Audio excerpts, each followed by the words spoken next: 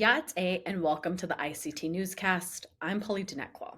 We start in South Dakota, where the Trump administration canceled a civil rights agreement.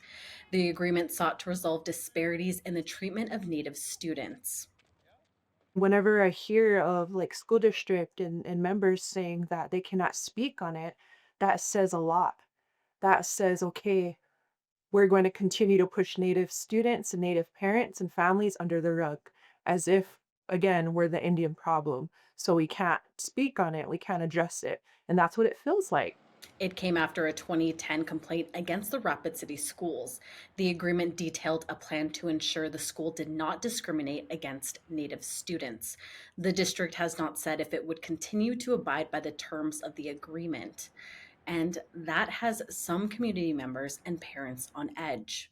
The Department of Justice announced this month renewed efforts to fight violent crime in Indian country, including high rates of missing and murdered Indigenous people. The need for that push hits home in one Wisconsin tribe where a woman has been missing since March 21st. Marionette Pember was there and has more. Melissa Bison, a 37-year-old tribal member and mother of 7, was last seen near her home on March 17th. Her mother, Winnie Bison, lives with her on the Lac de Flambeau reservation and says her daughter always stayed in touch. And this ain't like her to just up and disappear and not check in, because she's forever calling me when she has a phone, and she's not mad at me. Melissa Bason, called Missy by friends and family, serves as primary caregiver for her mother, who is battling lung cancer. She is pretty close to me, and she barely leaves my side. Lac de Flambeau tribal police have been searching for Bason with the help of volunteers and regional agencies. Searchers included a canine unit who combed a nearby area in the Chequamegon-Nicolet National Forest. Lac de Flambeau Chief of Police T.J. Bill says no leads have been found, but officials are continuing their efforts, which include ground and drone searches. For Winnie Bason, the wait is painful. Missy, come home. I need you. You're the reason why I fight.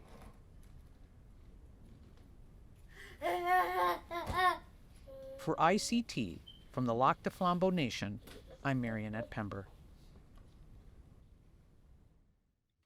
Indigenous worldview meets global politics in Greenland, an island where 89% of the population is Inuit. The country is front and center in President Donald Trump's America First agenda. We need Greenland, very importantly, for international security. We have to have Greenland. It's not a question of, do you think we can do without it? We can.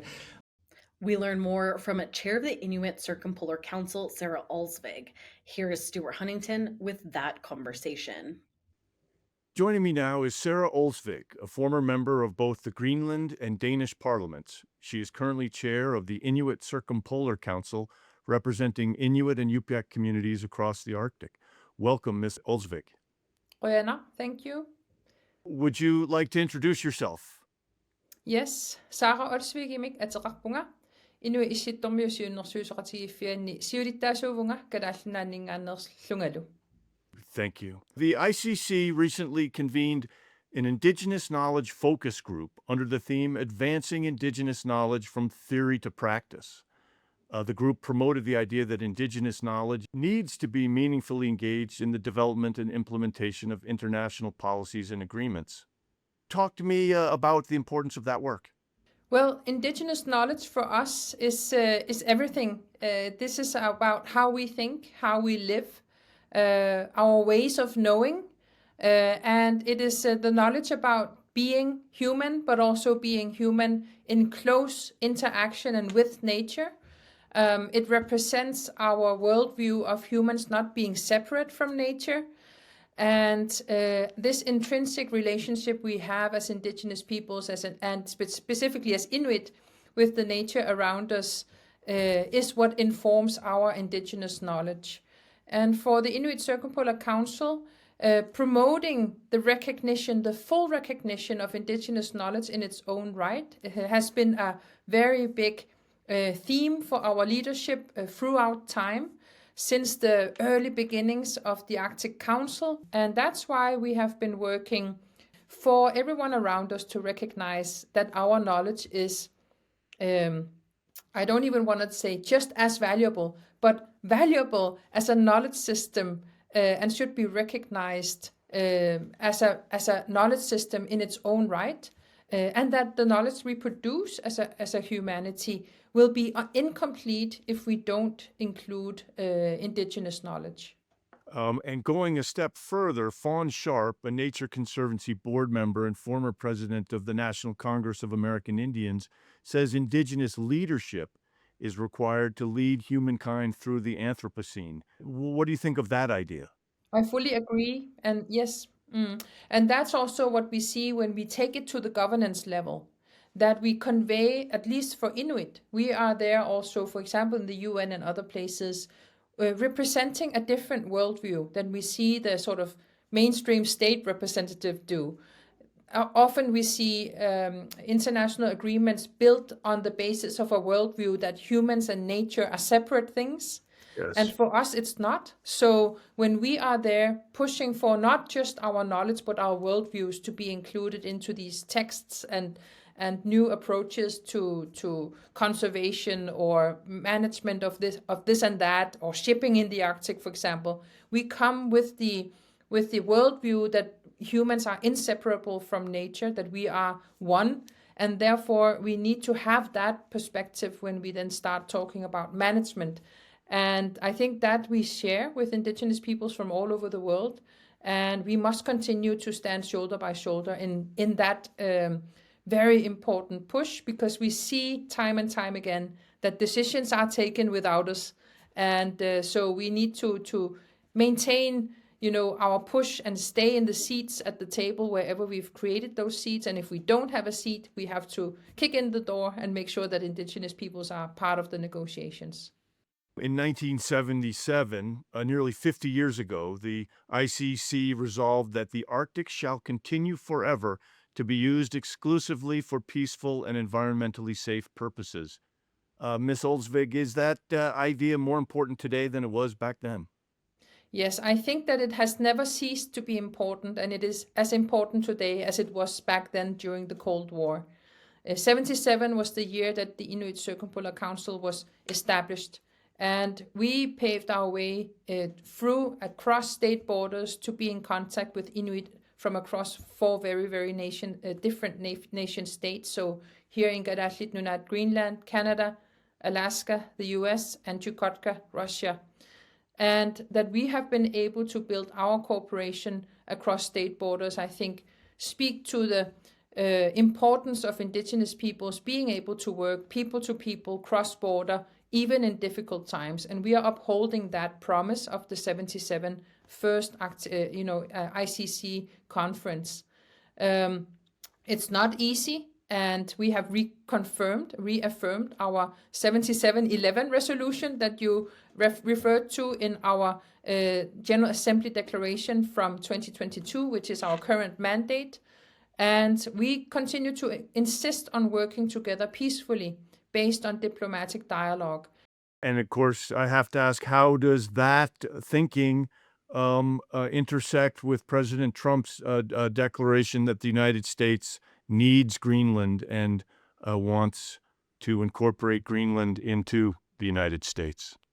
Well, we have been following the news, and we've been here. I mean, I'm based in Nuuk, so I have seen a lot of the events take place live, as, for example, January 7th, when President Trump's son arrived here in Galaslit Nunat, in our capital, Nuuk.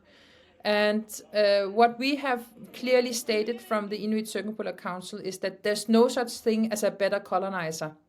And we have, as Indigenous peoples, as Inuit of the Arctic, we've been able to work based on mutually respectful dialogue and diplomatic efforts to build our self-governance systems. The systems that we have here today did not fall from the sky or were granted to us by someone else. We fought for them ourselves, and that will continue. So we would like to see a cooperation continue to be based on diplomatic and mutually respectful cooperation and on dialogue, based on those rules-based order and international instruments that we have built through decades and decades. Because times today are different from when our lands and peoples were just mere commodities that could be bought and sold. Sara Olsvig, thank you so much for joining us today. Rihanna, thank you.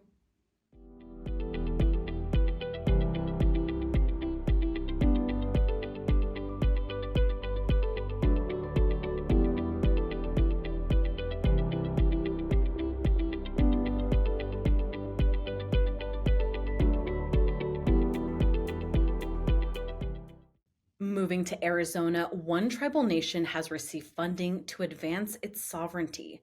And Daniel Herrera has more. The Hopi tribe has been awarded more than $4 million for a solar-powered microgrid to advance its energy and water independence. The funds are awarded from the Department of Energy. It will be used to build a 250-kilowatt solar-powered microgrid to power 2 wells at the unelectrified Side Rock well field located on the Hopi Reservation in northeast Arizona.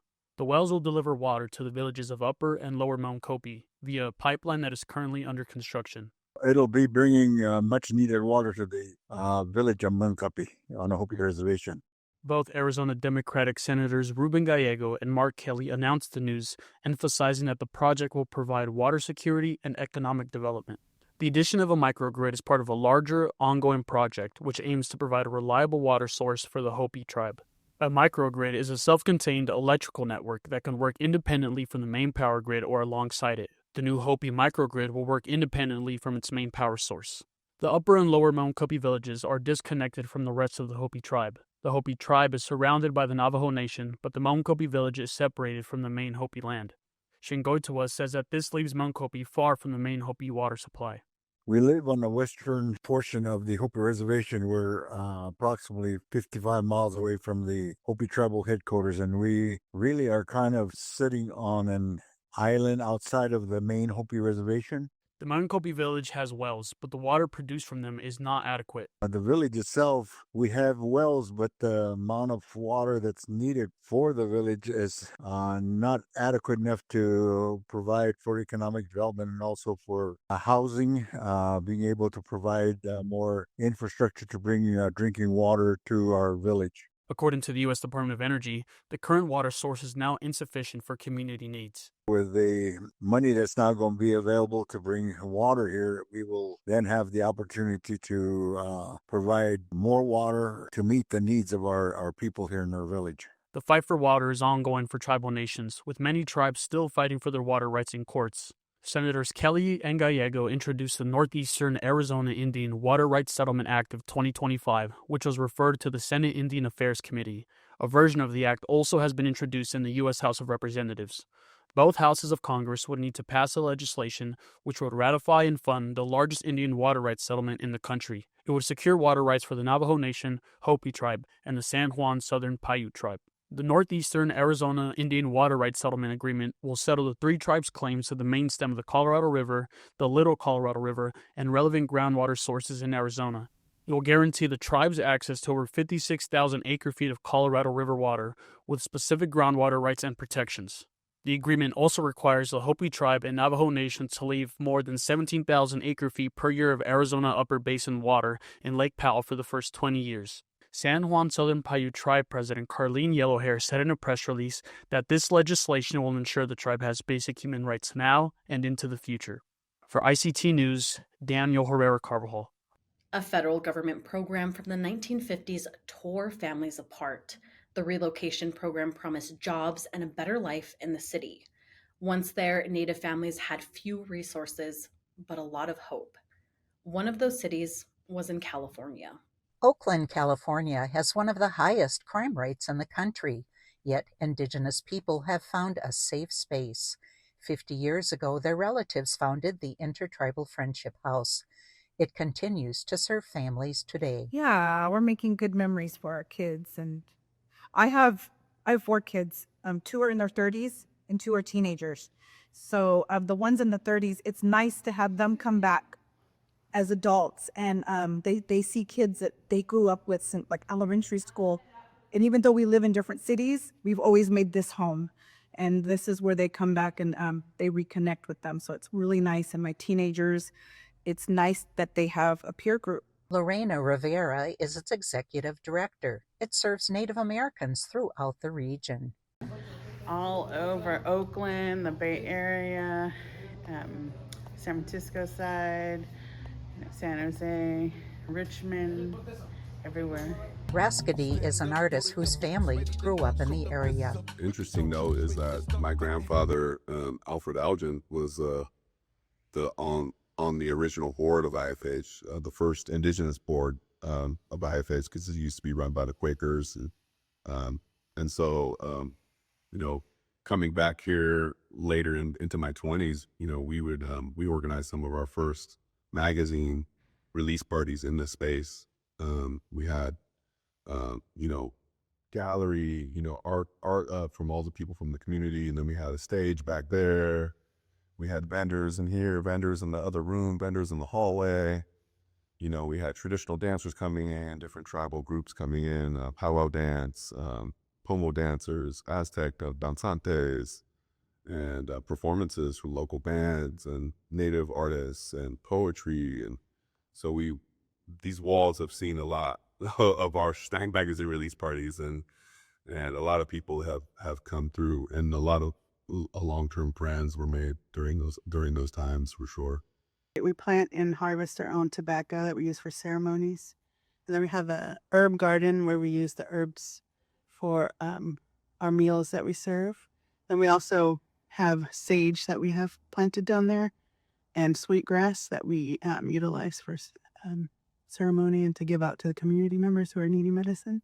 We also have cedar, these cedar trees that we use. Cheyenne and Arapaho author Tommy Orange finds the Friendship House inspiring, often using it as a reference for a character in his novels. I call it the Indian Center, and it's supposed to represent the closest thing to it is for sure the Intertribal Friendship House. I worked at the Native American Health Center for years, and I've worked with a lot of Bay Area Native organizations over the years. And to me, the Intertribal Friendship House represents sort of the best of what's going on a community level in the Bay. We just celebrated the 70th anniversary of the Intertribal Friendship House in January. And so that's a lot of years of doing programming and building trust with a community that, in many cases has a tattered history and a distrustful relationship to institutions, Native or not. It's not always people who get funding similar to politicians can sometimes not have the community's best interests at heart. And I feel like Intertribal Friendship House, through all of its many leaderships, has always kept to the same mission and has served the community in a really pure way. And my mom always, she jokes, but she's half-heartedly joking, saying this is the place where we could come and tell our jokes and we could laugh with each other, and it's funny. And you can't get that in the workplace. So it's just a nice place to connect. For ICT from Oakland, California, I'm Shirley Snavy. Family comes first for this medical professional. We Are Healers brings us this profile of a man inspired by his father. Take a look.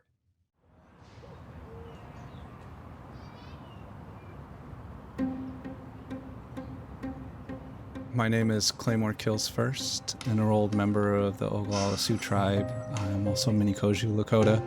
I work at Oregon Health Science University as a clinical oncology pharmacist.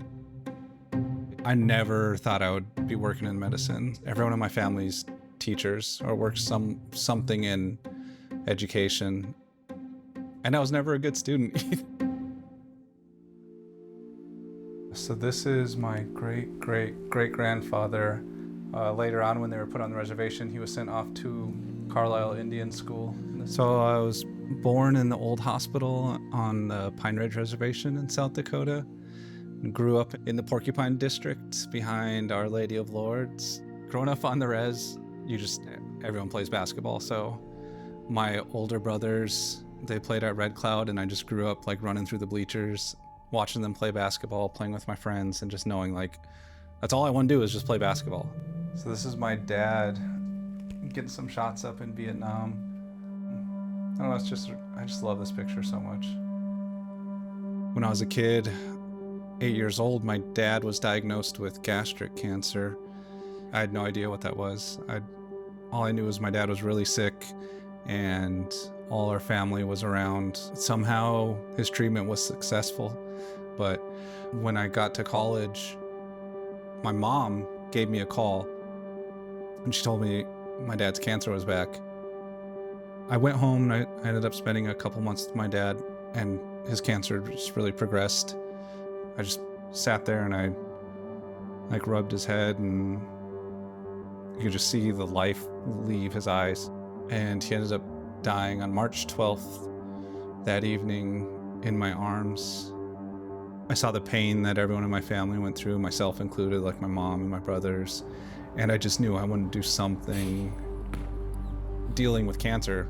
So I just explored a bunch of different ways that I could get into research. Med school, pharmacy school, getting a PhD, grinding and grinding and grinding.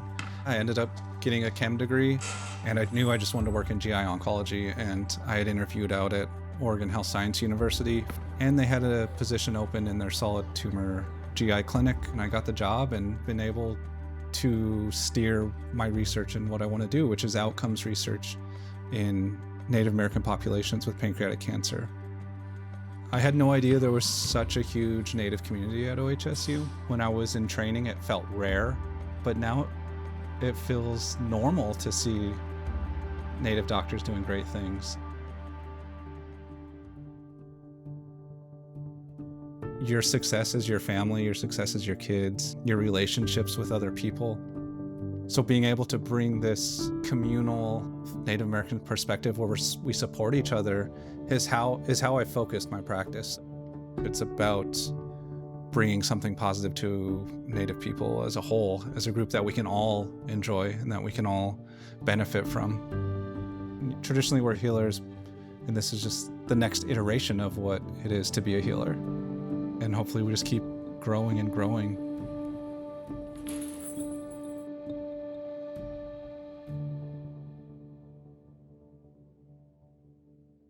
It went down to the last few seconds where Florida overcame Houston for the National Men's Basketball Championship. Even though the Cougars came up short, the Lumbee Nation is still celebrating Coach Kelvin Sampson, a citizen of the tribe. Colby Kicking Woman caught up with Chairman John Lowry after the heartbreaking loss.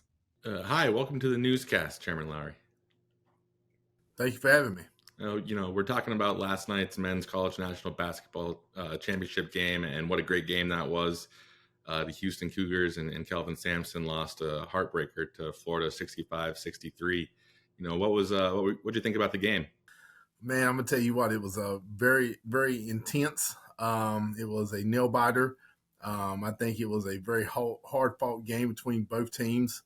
Of course, I was rooting for Houston, and I was hoping that with the lead that they had, pretty much going into the second half, that they would be able to keep it. But unfortunately, it's the way the ball bounces, and the Gators ended up winning the title. And but it was very intense, very intense. Yeah, it sure was. Very physical, very physical. The Sampson family goes a long way back in Pembroke. What have these recent seasons meant to the tribe and the community? Well, absolutely. Kelvin's from here. His father, his family is a staple in the community, and these last few seasons has meant a lot. But we've been following Kelvin for a long time. This, I think, was his third Final Four appearance, and his first one was when he was at the University of Oklahoma. So Kelvin's been doing great for a long time. I think he's at win number 799, I think. So hoping to get that 800th win last night. But we're very proud of him. We keep up with him. Whenever he plays in or near North Carolina, if we can get over to see him, we do our best to get over to see him. But it means a lot to our people. It means a lot to our community. Of course, he graduated from University of North Carolina at Pembroke, and he's just very intertwined with the community, and we're very proud of him, and it means a lot for us to be able to see him being successful. I've been told that he has a pretty good class coming in next year too. And so one thing about Coach Kelvin, he's going to have his guys ready. They're going to be ready to go. They are feisty, very, very physical. And, when you watch them, Colby, it's like it's sort of like they are a working man's team. It's like, they just get out there and they just work hard. They work hard, they push. And I think that is a reflection on Kelvin. All right. Take care. Have a great day. Thank you, Colby. And that's a slice of our Indigenous world. For all the latest, visit ictnews.org. From all of us in the newsroom, stay safe, my relatives.